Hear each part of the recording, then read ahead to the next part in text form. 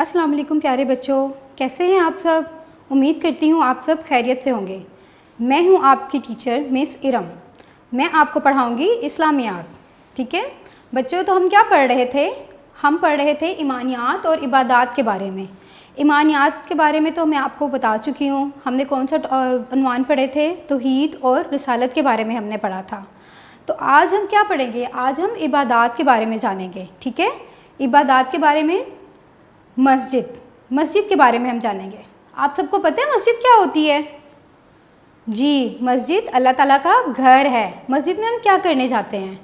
मस्जिद में हम नमाज़ पढ़ने जाते हैं। ठीक है, नमाज़ें कितनी हैं? नमाज़ें 5 है ना, तो 5 टाइम हम नमाज़ पढ़ने मस्जिद में जाते हैं।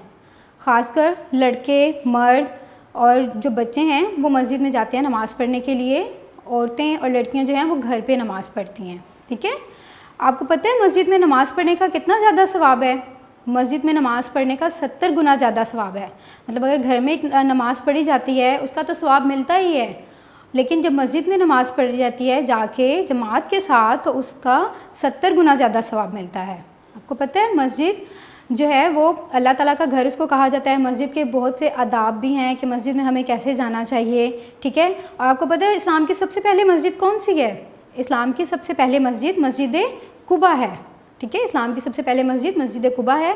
इसके अलावा खाना काबा है, उसको भी मस्जिद कहा जाता है, जो कि जहाँ पे मुसलमान हज करने जाते हैं और उम्रा अदा करने जाते हैं, और वहाँ पे अल्लाह ताला का घर है वो, और उसी की तरफ किबला रुख होकर नमाज़ पढ़ी जाती है। ठीक है, इसके अलावा मस्जिद नबवी है। मस्जिद नबवी मदीना मुनव्वरा में है।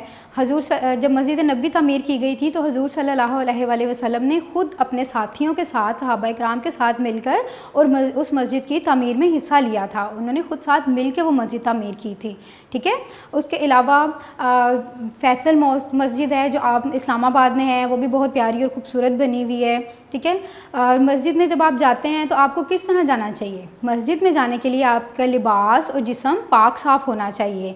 ठीक है, मस्जिद में आप जब जाएं तो कोशिश करें कि घर से वज़ू करके जाया करें। ठीक है, और मस्जिद में दाखिल होते हुए पहले दायां पाँव मस्जिद के अंदर रखते हैं और मस्जिद में दाखिल होने की दुआ पढ़ते हैं। ठीक है, और मस्जिद में जाकर आपको शोर नहीं करना चाहिए, क्योंकि मस्जिद तो इबादत की जगह है ना, वहाँ पे हम नमाज़ पढ़ते हैं, कुरान पाक पढ़ते हैं वहाँ पे बैठकर, तो इसलिए मस्जिद में जाके शोर बिल्कुल नहीं करना चाहिए।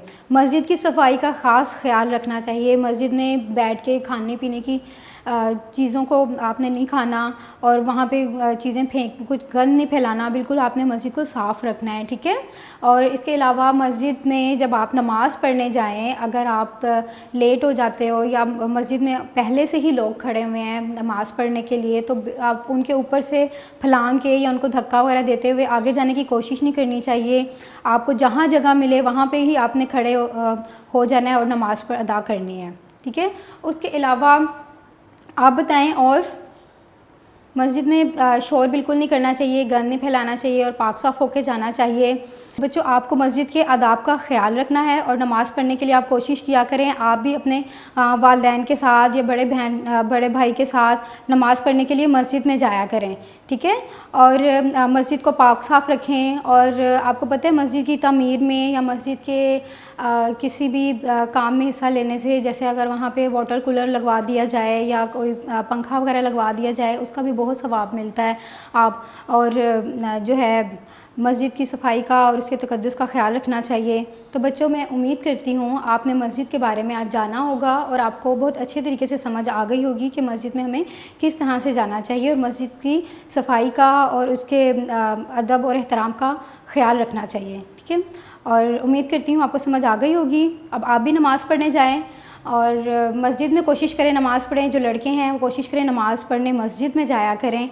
और उम्मीद करती हूँ आपको आज के लेक्चर की समझ आ गई होगी बहुत अच्छे तरीके से।